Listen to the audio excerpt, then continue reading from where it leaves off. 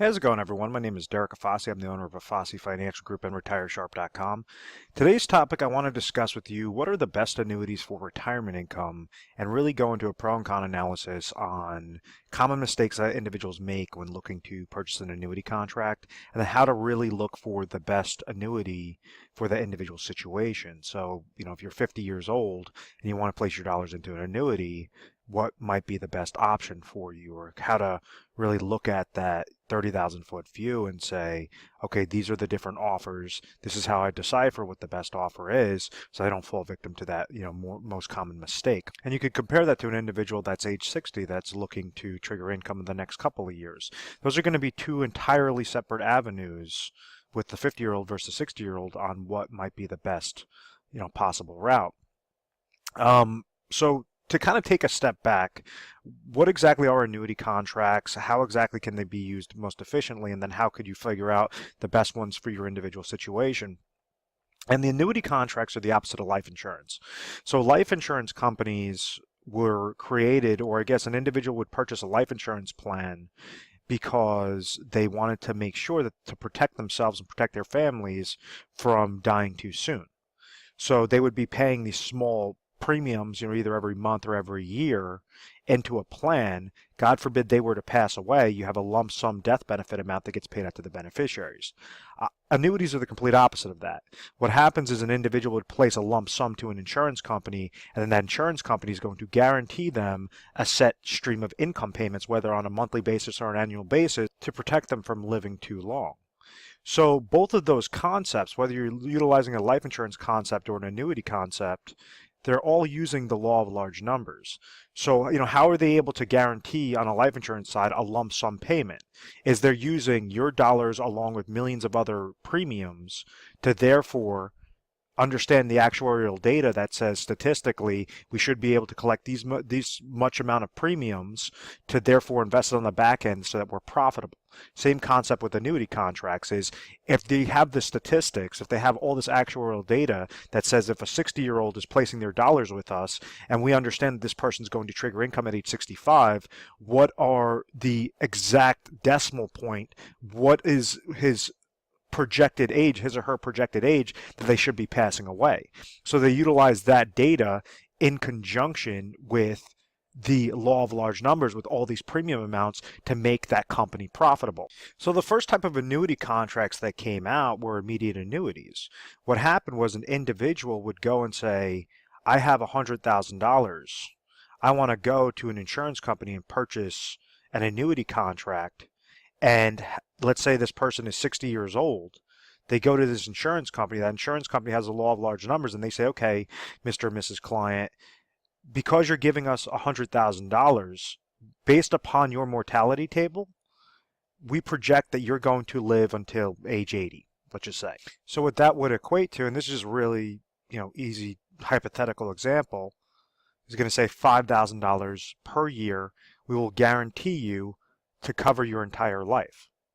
So this is the form of annuitization. This is the form of immediate annuities when you're looking at like single life only options, different things like that. And what this insurance company is saying is, okay, this person's 60 years old. We project that they're going to live for 20 years. We're going to pay them $5,000 per year. Now, the problem with this is an individual would go set up this contract, live a couple of years. Let's say, God forbid, they passed away after only 5 years.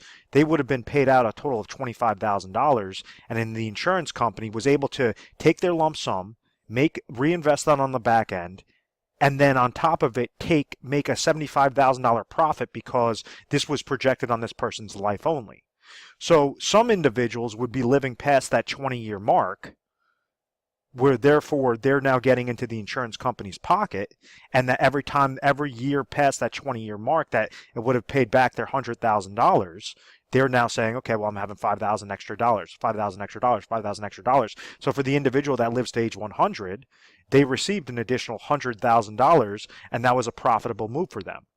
Majority of the times, because the insurance companies are controlling the actuarial data, they would say, okay, well, one person might pass away too soon, the next person might pass away too soon. Even if that person lives past that certain break point, they've already been able to make interest off of those monies because they're receiving it in the form of a lump sum. So a lot of individuals didn't necessarily like that concept of annuitization. They didn't like that concept of the single life only income because they're saying, I'm getting paid $5,000 a year. I understand this is going to last me for the rest of my life, but God forbid if I pass away within that 20-year mark, now my family receives nothing. I saved up this $100,000. I wanted to make sure to leave it to my family members, and now they don't receive a single dollar. So that was the problem with single life only plans or annuitization type contracts. So after the early 2000s, you had these types of contracts that came out that are annuity contracts with something known as an income rider. So we understand annuitization is when the individual is surrendering full control of their monies, receiving a guaranteed lifetime payment. But if this person passes away too soon, now all those dollars that they thought were that they didn't use up, rather than have that go to the beneficiaries, it would go directly back into the insurance company. So it's just going to add to that insurance company profits. So insurance companies, what they try to do is push a lot of the annuitization. They try to push a lot of the immediate annuities because they understand that that's what's going to be most profitable for them. You had the other variation that came out, which was annuity contracts. You could have it on variable annuities and fixed index annuities. And they have this concept with an income rider that somebody could attach to it.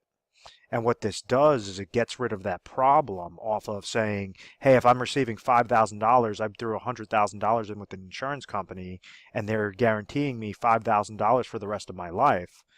And let's say this person passes away after 5 years. Well, they would have got paid, 5,000 times 20, that would be 25 grand. And 75,000 is going back to the insurance company, and the insurance company was able to make money off of their money because they were able to leverage that lump sum. When you utilize like a variable annuity or fixed index annuity with income rider, understand I hate variable annuities to begin with, but I do like the concept of an income rider. If someone's using a variable annuity with an income rider or a fixed index annuity, I think a fixed index annuity with an income rider works a lot better than a variable annuity because it gives you higher contractual guarantees than with a variable annuity. And variable annuities have a lot of hidden fees off of like a 300, 400 page prospectus.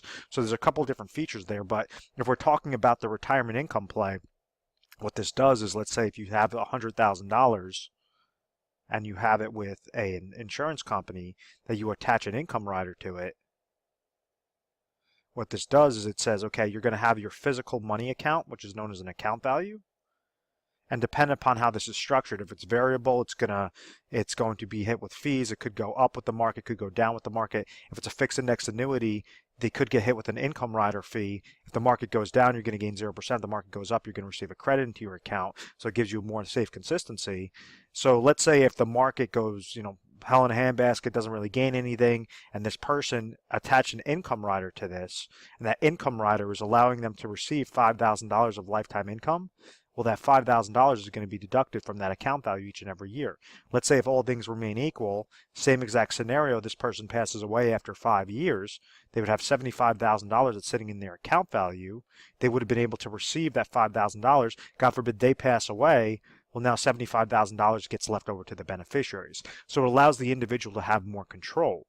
Let's say if they live past that 20-year mark and there's nothing left in this account value and they keep living and living and living, they live into their hundreds. Well, just like this annuitization phase where they're getting into the insurance company's pockets, that's when it's profitable. This contract with an income rider, once again, there's going to be a break-even point right when there's no more dollars left to leave as an inheritance. That means now you're taking from the insurance company. Now you're in the insurance company's pockets to receive that $5,000 of lifetime income. So each year that you're living, you're basically sticking it to the insurance company that much further and further and further. So the income riders can be a very good way on how you're trying to decipher what are the best annuities for retirement income. The problem with the income riders is you have so many different, what I like to call smoke and mirrors, so many nice shiny objects out there that is more of a distraction, more of a marketing ploy for insurance companies to try to act like their products are very good. What I mean by that is like you might have came into contact with, I talk a lot about like a hybrid annuity or annuities with income riders, and you might see some contracts say, oh, we're going to give you a 10% premium bonus, or we're going to give you a guaranteed 7% roll-up. What exactly does that mean? And when you're looking at like a retirement situation, the best ways to leverage annuity contracts for guaranteed income or for retirement income is when you're looking at your specific scenario. So I always say a very important aspect of retirement planning is making sure that your income sources are covered. If we take a quick example of we're sitting down with a client, and let's say they're currently age 60, they want to retire at age 65. And at this age 65, they need exactly $50,000 of income per year to last them for their life or theirs and their spouse's life for the rest of their life. So at age 65, maybe they're going to trigger Social Security income, and that Social Security income is going to be $30,000. So this tells us that there's a specific income gap. Let's say this person's not receiving pension income. They don't have any other guaranteed income sources. What they can do is say, okay, my gap is $20,000. I'm currently age 60. I might have different qualified assets such as 401ks, IRAs, cash accounts. What we could do is leverage an annuity contract, the best one that's going to be a 5-year deferred contract that will produce us this $20,000. So this person could get set up into a deferred income annuity that goes along that same concept of annuitization, where you're losing full control of your monies. You're losing a lot of your control of your monies, and this is where insurance companies love to pitch you on the deferred income annuities. Or you could set it up on a hybrid annuity that says, okay, you get to control your account, allow your account to grow, but then you could still receive a contractual guaranteed income through that lifetime income rider that you're attaching it properly. So it's all about finding which one is the best contract out there for a person age 60 looking to trigger income at age 65. So I guess the question is, how do you know whether or not you're getting set up with a good contract or a bad contract? And unfortunately, there's about 1,200 plus different scenarios that an individual that's in a particular state, that is at a particular age, that has, in this example, a 5-year deferral, that they have all of these different options, over 1,200 plus different options. So it's important to really decipher what is the BS, what is the smoke and mirrors that a company's telling you about a 10% guarantee or a 7% guaranteed roll-up. What exactly does that mean? So this is the easiest example that I could create. If you're utilizing $100,000 worth of examples, you could break down which one is a good contract versus which one is a bad contract, because you could see specifically what is their cash flow number, what exactly is that payout rate, how much income are they receiving in this example. So like, let's say we have an individual that's age 60, that they're going with company A that's giving them a 7% guarantee versus company B that's giving them a 5% guarantee. This individual, and we're just going to use simple interest just for really easy math.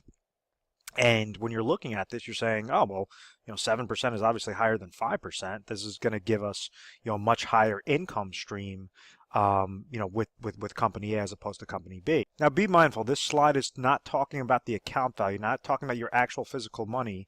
This is just talking about that income rider side, that income base.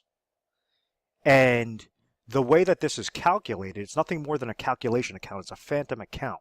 So this is not your real money. When you're seeing a 5% guarantee or 7% guarantee on the roll-up, all that's saying is that this income base, this income account is going to grow up by a specific dollar amount, and then right when this person wants to trigger income, it's going to be based upon what their age is, and that's going to equal something known as a payout rate percentage, and you're going to multiply that payout rate percentage by whatever that value is at that specific time. So it's going to be the income base multiplied by the payout rate percentage or withdrawal rate percentage, and that's what's going to equal your lifetime income. So in this example, you're going to say, okay, well, if a person's 60 years old, they're looking to trigger income at age 65, their actual income base, when we're comparing the two income bases, this is 107 versus 105, 114 versus 110, et cetera. At age 65, this individual has an income base of 135,000. This person has an income base of 125,000. So when someone's looking at this on the surface, they say, oh, 135 is higher than 125. This must be a much higher income side, right? And no, because the calculation works with what's the income base multiplied by the withdrawal rate percentage. So if we have company A that has a withdrawal rate percentage of 4%, but company B has a withdrawal rate percentage of 5%, the actual values, the annual payout amount is $5,400 versus $6,250. So even though everything on the surface looked like company A was a lot better of a deal, this person, if they place in the $100,000 deposit, they're able to receive a 6.250% cash flow off of their original $100,000 as opposed to a 5.400% cash flow. So It's very, very powerful. That's how you're able to decipher the smoke and mirrors, or saying, okay, what's a good guarantee? What's a bad product? So rather than get held up in, oh, this is a 7% guarantee versus a 5% guarantee, no, what are the actual values? Why are you placing your dollars into this contract, and how can you try to squeeze out the most amount of leverage of the highest income play possible if income is your specific goal? So what we have in office is something known as a retire sharp planning system, where it's able to take an individual situation based upon their age, based upon what their goals are when they want to retire, break down their analysis, and then siphon through the 1,200 plus different options and say, okay, you have company A is going to be in first place, company B will be in second place, company C will be in third place. These are the pros and cons of this one versus, company C. These are the pros and cons, etc. This is what we would recommend. Or you could splice up a portion in company A, portion in company B, portion in company C, and diversify amongst those three, those three specific contracts, so that it's providing you the best annuity for retirement income. You're able to also receive control. Now, if you want to have that risk and say, I don't care about leaving an inheritance, I just want to have the max out income, there's times that the annuitization phase are not as high as the guaranteed lifetime income riders when you attach those income riders onto it. So you're essentially really shooting yourself in the foot when you're going with those annuitization, when you're going with those immediate annuities, as opposed to structuring out an annuity plan properly. And what we try to do is make sure that we're taking your scenario and we're breaking down to very simplistic terms. One of the benefits of our agency, we're an independent agency.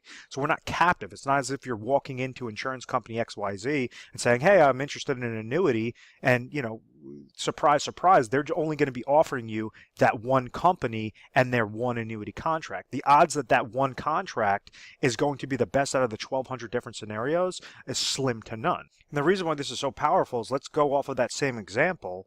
And we understand what the cash flow percentages are, and we're going back to that gap. We said before with the example that the gap was $20,000. If we go with company A, which is the common mistake that people make, they would say 20,000 divided by 0.05400 would equate to $370,000 being placed into a contract that will produce them that $20,000, $370,000.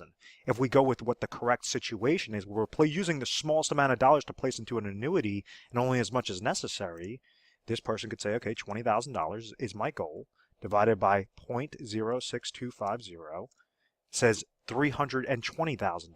So in that really quick hypothetical example, that individual is saving $50,000, over $50,000 more into their pocket, rather than waste that into an insurance company so the insurance company could over leverage them.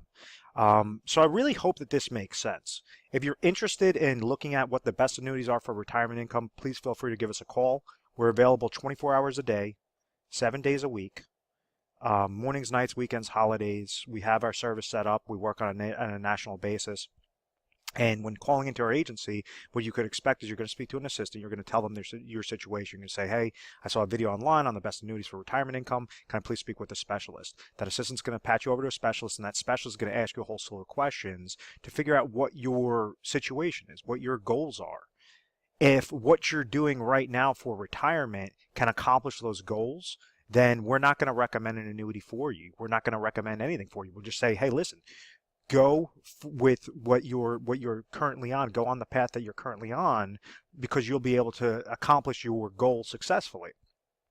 Now, if there's a gap, which a majority of the times there are gaps into certain plans, we might give you recommendations on how to suffice those gaps. What are the best possible contracts that you could place a portion of your dollars into, and only as much as necessary to accomplish your retirement income goal, and go through the 1,200 plus different scenarios, because we are an independent agency. We're not going to be biased towards one company over the next. It's whichever is going to be right for your situation. We work for the client. We don't work for the company. We're A+ rated on the Better Business Bureau. I believe it's because of our methodical process. We've always had very good reviews. We've never had any complaints. And what we try to do is educate you guys through literature pieces, through personalized videos, different things to make you more comfortable, so that you're understanding the process. You're becoming educated first and foremost, so that any dollar that you're placing into a plan, you know exactly what the leveraging component is, what exactly it's doing for you. So I want to thank you very much for watching this video. Please feel free to subscribe to our YouTube channel, Retire Sharp, so you can have access to the most updated videos. Thanks so much, guys.